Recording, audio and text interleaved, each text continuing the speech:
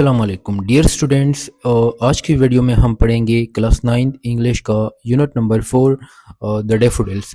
इससे पहले मैंने पहले 3 यूनिट्स कवर किए थे, उसके रिलेटेड जितने भी पास्ट पेपर में एमसीक्यूज आए थे वो भी पढ़ाए थे। तो अगर आपने वो वाली वीडियोस नहीं देखी तो वो वाली वीडियोस ज़रूर देखिएगा। चलिए आज का लेक्चर शुरू करते हैं द डैफोडिल्स का। इसमें हम द डैफोडिल्स पोएम पढ़ेंगे क्योंकि पोएम में से इसके एमसीक्यूज आते हैं, ठीक है। और जितने भी इम्पोर्टेंट इसका ग्रामर का पोर्शन है वो सारा हम डिस्कस करेंगे इस वीडियो में। ओके डियर स्टूडेंट्स, इस पोएम की हम रीडिंग करते हैं। The daffodils. सबसे पहले आपको ये पता होना चाहिए कि ये पोएम लिखा किसने है। तो इस पोएम द डैफोडिल्स का जो राइटर है वो है विलियम वर्ड्सवर्थ। विलियम वर्ड्सवर्थ को हम और इंग्लिश लिटरेचर में रोमांटिक पोइट भी कहा जाता है, या इसको आप द पोइट ऑफ नेचर भी कहा जाता है। कभी कभी इसके बारे में भी एमसीक्यूज आ जाता है कि who is known as the poet of nature या who is known as the romantic poet. तो आप जवाब दे सकते हैं कि William Wordsworth is the romantic poet और the poet of nature. Okay, तो रीडिंग करते हैं इस पोएम की। I wandered lonely as a cloud. मैं बादलों की तरह अकेला और या आवारा घूम रहा था। That floats on high over vales and hills. Vales कहते हैं वैलीज यानी वादियां, हिल्स कहते हैं पहाड़ियां।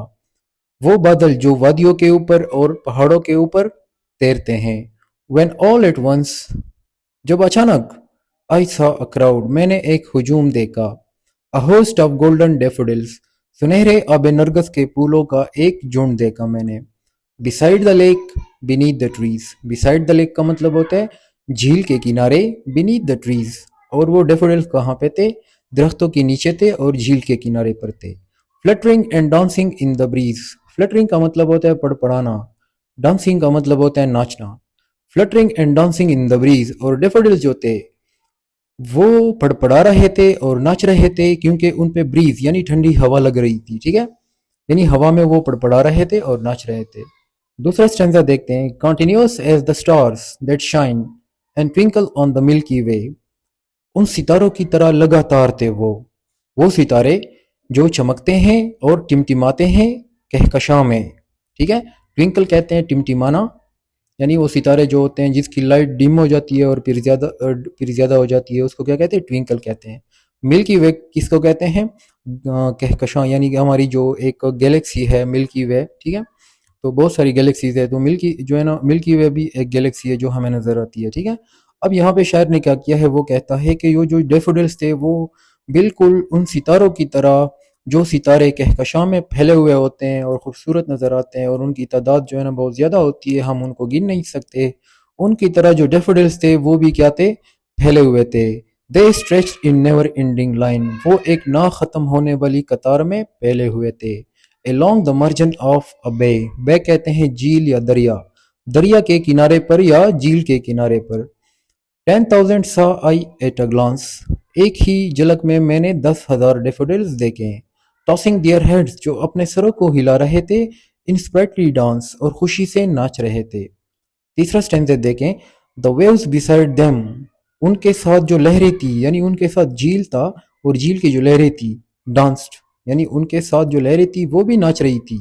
बट दे आउटडिड, लेकिन उन्होंने, वो आगे बढ़ गए। The sparkling waves in Glee, इसके दो मतलब हो सकते हैं, यानी डेफोडिल्स यानी जो फूल थे डेफोडिल्स के, उनके साथ जो लहरी थी किनारे पर वो भी नाच रही थी।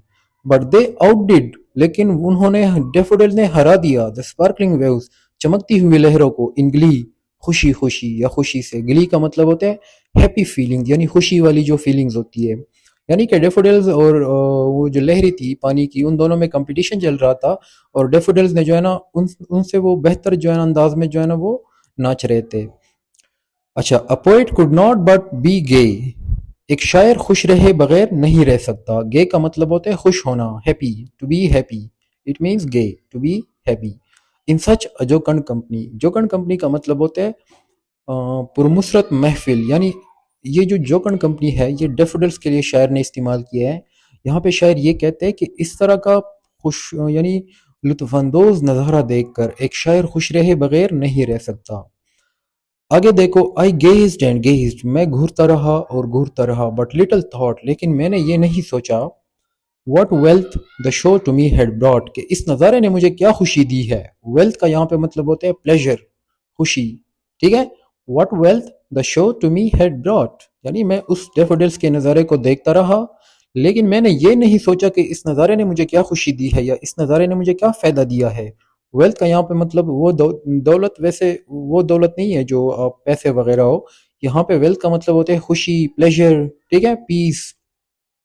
ओके, आखिरी स्टैंजा देखते हैं। For often, O F T, यहाँ पे लिखे ऑफ्टन, ठीक है। इसको ऑफन भी बुला सकते हैं या ऑफ्टन भी बुला सकते हैं, जिसका मतलब होता है अक्सर। When on my couch I lie, couch कहते हैं सोफा या बिस्तर। शायर कहते हैं कि अक्सर जब मैं अपने बिस्तर पर लेटा होता हूँ, इन वेकेंट और इन पेंसिव मूड, खाली या फिर गहरे सोच में। पेंसिव मूड कहते हैं गहरी सोच, डीप थॉट, ठीक है।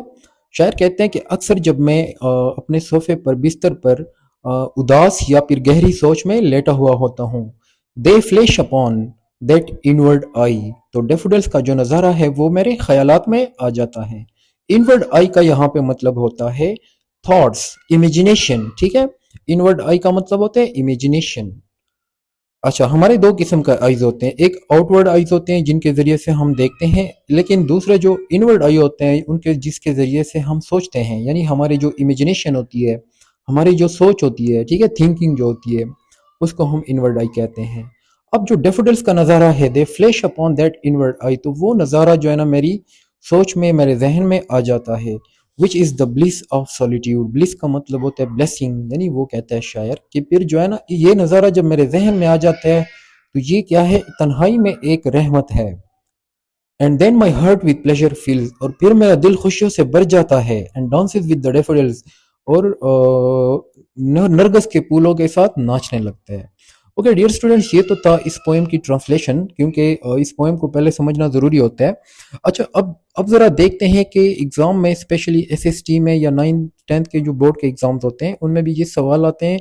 इसमें आपसे जो फिगर्स ऑफ स्पीच है वो पूछे जाते हैं। कोई ना कोई लाइन दिया होगा और आपसे पूछा जाता है कि इस लाइन में कौन सा फिगर ऑफ स्पीच इस्तेमाल हुआ है। तो हम देखते हैं कि कौन कौन से फिगर्स ऑफ स्पीच इसमें इस्तेमाल हुए हैं। अच्छा, फिगर ऑफ स्पीच को यहाँ पे पढ़ने से पहले आपको थोड़ा सा फिगर ऑफ स्पीच पे मैंने एक वीडियो बनाई थी, तो आप वो वीडियो ज़रूर देखिएगा। फिर जो है ना आप इस वीडियो पे आइएगा और यहाँ की जो एनालिसिस है इसका, जो फिगर ऑफ स्पीच है उनकी, फिर आपको बेहतर तरीके से समझ आएगी। ओके, अब देखते हैं पहले लाइन को। I wandered lonely as a cloud, तो पहले लाइन में अगर हम देखते हैं तो यहाँ पे एक फिगर ऑफ स्पीच इस्तेमाल हुआ है, सिमिली, ठीक है। सिमिली वो फिगर ऑफ स्पीच होता है जिसमें हम दो चीजों को कंपेयर करते हैं बाय यूजिंग एज और like. As, A S, as, या फिर लाइक का इस्तेमाल करके हम दो चीजों को कंपेयर करते हैं। यहाँ पे शायर कहता है I wandered lonely as a cloud, मैं बादलों की तरह आवारा घूम रहा था। यानी वो कहते हैं कि वो खुद को बादलों के साथ कंपेयर कर रहा है, ठीक है। तो यहाँ पे सिमिली इस्तेमाल हुआ है, ठीक है। अच्छा, इसके बाद अगर हम देखते हैं और लास्ट लाइन में, आखिरी लाइन देखो इस स्टेंजा का, fluttering and dancing in the breeze, यानी वो जो डेफोडिल्स थे वो पड़पड़ा रहे थे, and dancing in the breeze, और हवा उन पे लग रही थी तो वो नाच रहे थे। अच्छा, यहाँ पे देखो, डेफोडिल्स जो होते हैं वो एक किस्म के प्लांट्स है, और प्लांट्स जो है ना वो डांस तो नहीं कर सकते, ठीक है। जो डांस है, डांसिंग है, नाचना है, वो इंसानों की खूबी है, ठीक है। तो यहाँ पे शायर ने जो डेफोडिल्स हैं, फूल है, उसको इंसानों की खूबी दी है। तो इस फिगर ऑफ स्पीच को हम कहते हैं पर्सोनिफिकेशन, यानी जब आप गैर इंसानी चीज़ों को इंसानों वाली खूबी देते हैं तो इसको हम क्या कहते हैं, personification. Fluttering and dancing in the breeze, इस लाइन में शायर ने डेफोडिल्स को इंसानों की खूबी दी है, डेफोडिल्स को पर्सोनिफाई किया है, तो पर्सोनिफिकेशन का इस्तेमाल हुआ है। अच्छा, इसके बाद अगर हम दूसरे लाइन को देखते हैं, शायर कहता है when all at once I saw a crowd, कि अचानक मैंने एक हुजूम देखा। अब हुजूम वो किसकी तरफ इशारा कर रहा है, हुजूम से यहाँ पे मुराद डेफोडिल्स का हुजूम, लेकिन हम इंग्लिश में डेफोडिल्स के हुजूम के लिए हम क्राउड इस्तेमाल नहीं करते। क्राउड जो होता है ना वो लोगों के हुजूम को हम कहते हैं, लेकिन यहाँ पे शायर ने मेटाफर इस्तेमाल किया है क्राउड, जिसका मतलब है लार्ज नंबर ऑफ डेफोडिल्स, ठीक है। तो यहाँ पे जो क्राउड है ये एक मेटाफर है, एंड मेटाफर ये किसके लिए है, it is a metaphor for the daffodils, ठीक है। क्राउड का वैसे मतलब होता है group of people, collective noun है, ठीक है, लेकिन शायर ने ये इस्तेमाल किया है crowd is used for the daffodils, ठीक है, तो ये एक मेटाफर है।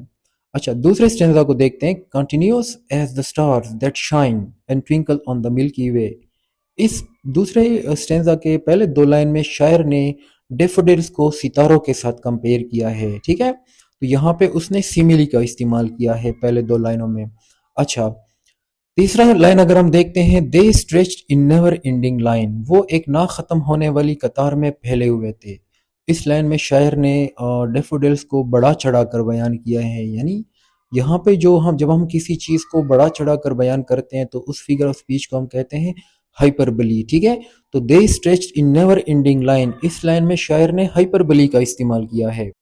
ओके, अगर हम इसका नीचे छठा लाइन देख लेते हैं सेकंड स्टेंजा का। यहाँ पे लिखा है 10,000 सा आई एट अ ग्लांस, यानी कि मैंने एक ही झलक में 10,000 देखे। अब जो 10,000 होते हैं वो एक ही झलक में कोई भी नहीं दे सकता, तो यहाँ पे शायर ने डेफोडिल्स की तादाद को बढ़ा चढ़ाकर बयान किया है, यहाँ पे भी हाइपरबली का इस्तेमाल किया है, ठीक है। 10,000 सा आई एट अ ग्लांस, यहाँ पे शायर ने हाइपरबली का इस्तेमाल किया है, डेफोडिल्स को बढ़ा चढ़ाकर बयान किया है। लास्ट लाइन को देखते हैं। Tossing their heads in sprightly dance, यानी वो अपने सरों को हिला रहे थे खुशी से और नाच रहे थे।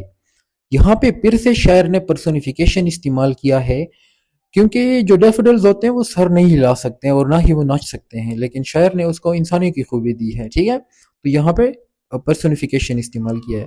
तीसरे स्टैंजा को हम देखते हैं। The waves beside them danced but they outdid the sparkling waves in glee. यहाँ पे वो कह रहा है शायर, the waves beside them danced, कि उनके साथ जो लहरें थी वो भी नाच रही थी, ठीक है। अच्छा, लहरें जो होती है ना उनमें ये क्वालिटी नहीं होती कि वो नाच सके, तो यह ये जो है ना इंसानों की खूबी है नाचना। तो यहाँ पे शायर ने फिर से पर्सोनिफिकेशन इस्तेमाल किया है। वेव्स को, पानी की जो लहरें हैं उनको इंसानों की खूबी दी है और उसको क्या किया है, पर्सोनिफाई किया है, ठीक है। अच्छा, इसके बाद अगर हम देखते हैं, यहाँ पे चौथे लाइन में एक वर्ड है जोकन कंपनी। तो जोकन कंपनी जो है ना यहाँ पे रेफर कर रहा है द डेफोडिल्स को, यानी पुरमुसरत महफिल। वो जो महफिल थी वो किसका महफिल थी, डेफोडिल्स की महफिल थी। तो जोकन जोकन कंपनी इस पोएम में इस्तेमाल हुआ है, डेफोडिल्स को रेफर कर रहे हैं, ठीक है। ओके, अगर हम लास्ट स्टैंजा को देखते हैं तो लास्ट स्टैंजा में हमारे पास जो पहला पहला वर्ड लाइन है, for often when on my couch I lie. अच्छा, इस लाइन को अगर हम देखते हैं तो ये लाइन थोड़ा सा एम्बिगुअस है, लेकिन चलो फिर भी मैं आपको बताता चलूँ। इस लाइन में शायर ने एक फिगर ऑफ स्पीच इस्तेमाल किया है, पन, ठीक है। ये हो भी सकता है और नहीं भी हो सकता, मे भी अगर क्वेश्चन आ जाए तो आप इसमें बता सकते हैं कि इस लाइन में पन का इस्तेमाल किया है। पन एक ऐसा फिगर ऑफ स्पीच होता है जिसमें शायर ऐसे वर्ड्स का इस्तेमाल करते हैं जिन वर्ड्स की डबल मीनिंग होती है, ठीक है। यानी आपके माइंड में दो मीनिंग आ जाती है, एक उसकी नेगेटिव मीनिंग हो सकती है और एक इसकी स्ट्रेट फॉरवर्ड मीनिंग हो सकती है। अब यहाँ पे मैं अगर आपको ट्रांसलेट करके दे दूं तो इस तरह से भी मैं ट्रांसलेट कर सकता हूँ। For often when on my couch I lie, अक्सर जब मैं अपने बिस्तर पर लेटा हुआ होता हूँ, ठीक है। लाई का मतलब होता है लेटना, लेकिन दूसरे लाई का मतलब ये भी हो सकता है झूठ बोलना।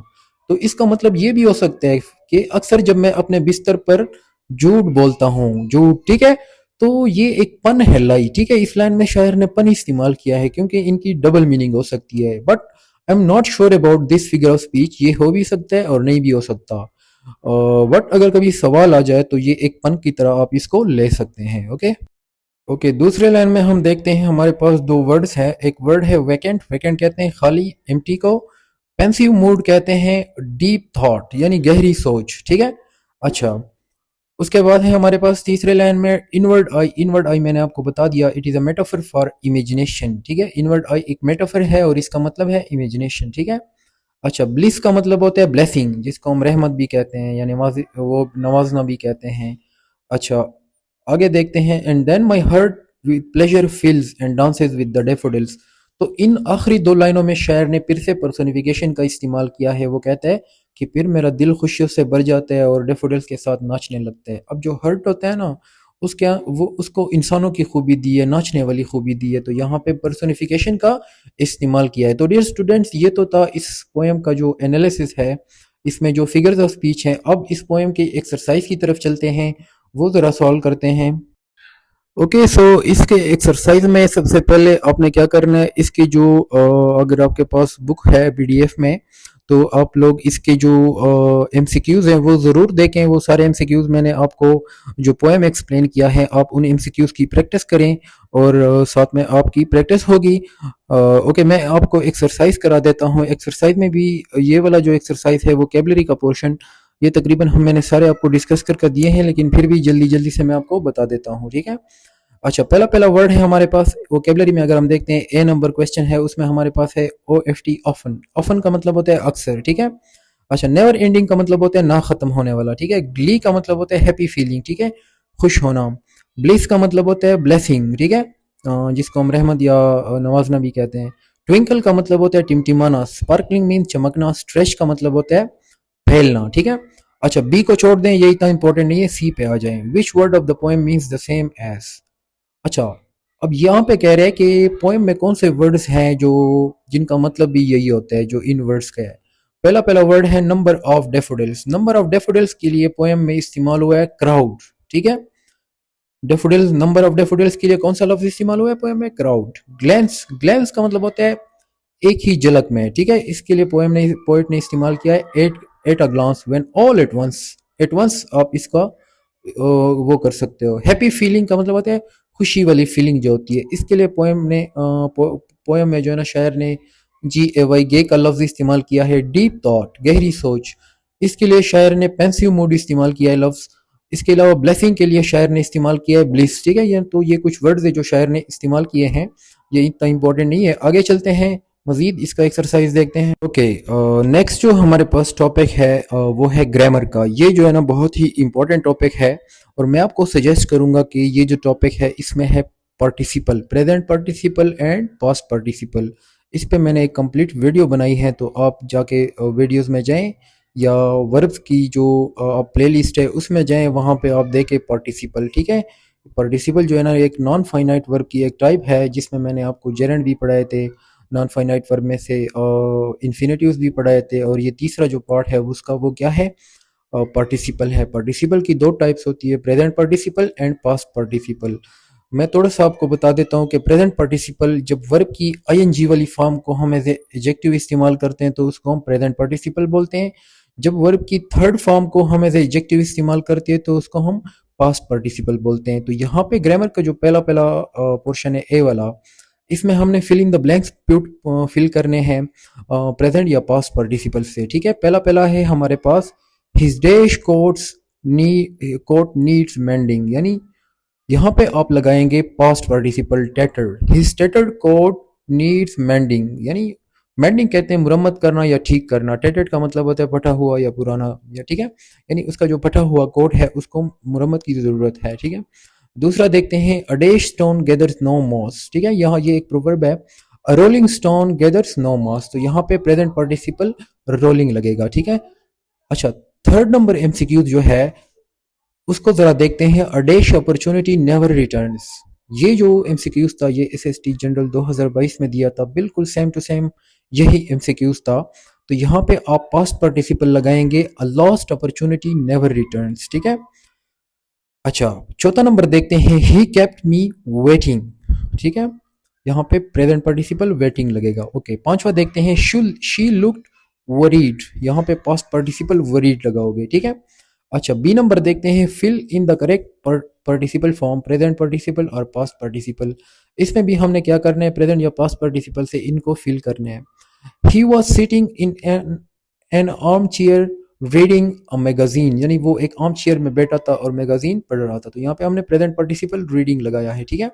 अच्छा, दूसरा देखते हैं, being in the company for many years he new everyone and everything, यानी वो कंपनी में कई सालों से था, जिसकी वजह से वो हर किसी को जानता था और हर चीज उसको मालूम थी, ठीक है।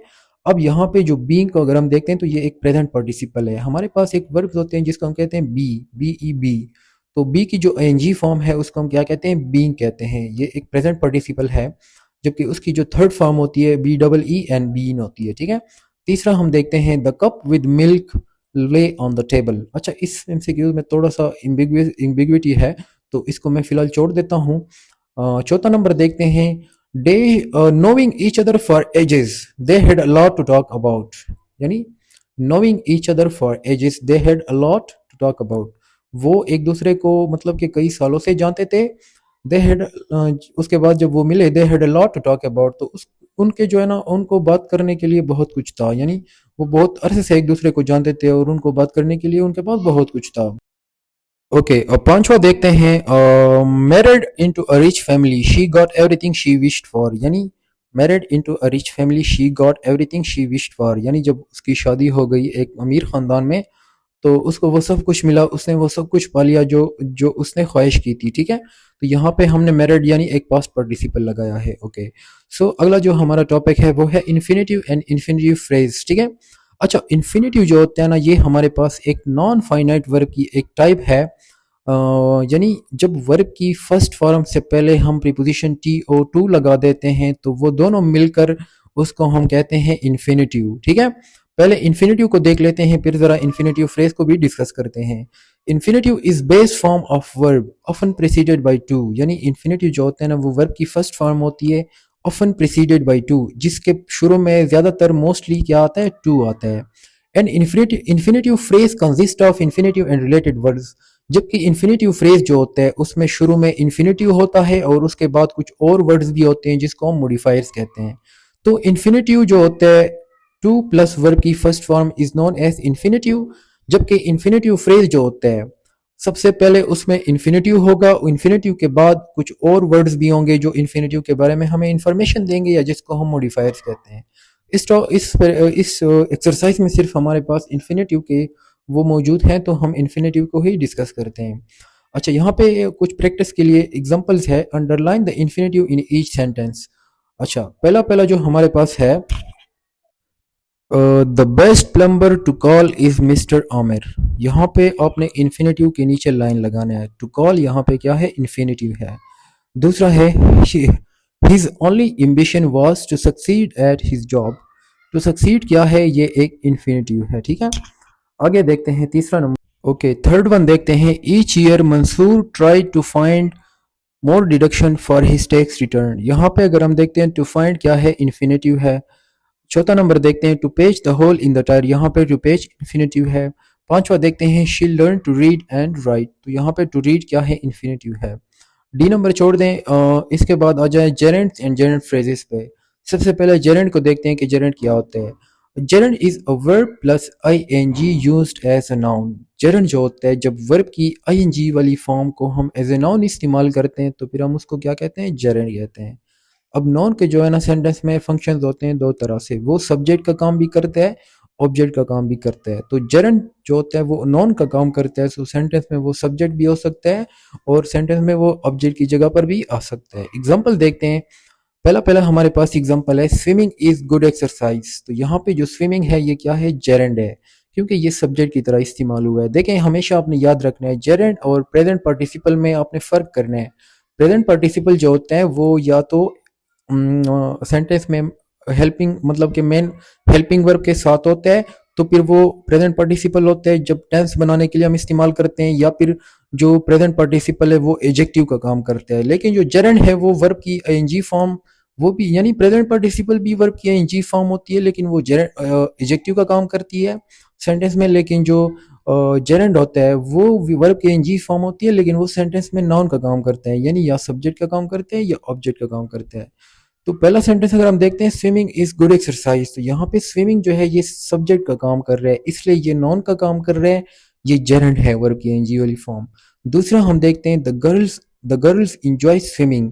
यहाँ पे जो स्विमिंग है ये भी ऑब्जेक्ट का काम कर रहा है और ये भी क्या है, एक जेरेंट है। तीसरे में हमारे पास फिर स्विमिंग है, चौथे में भी स्विमिंग है, ये सारे जेरेंट्स हैं हमारे पास।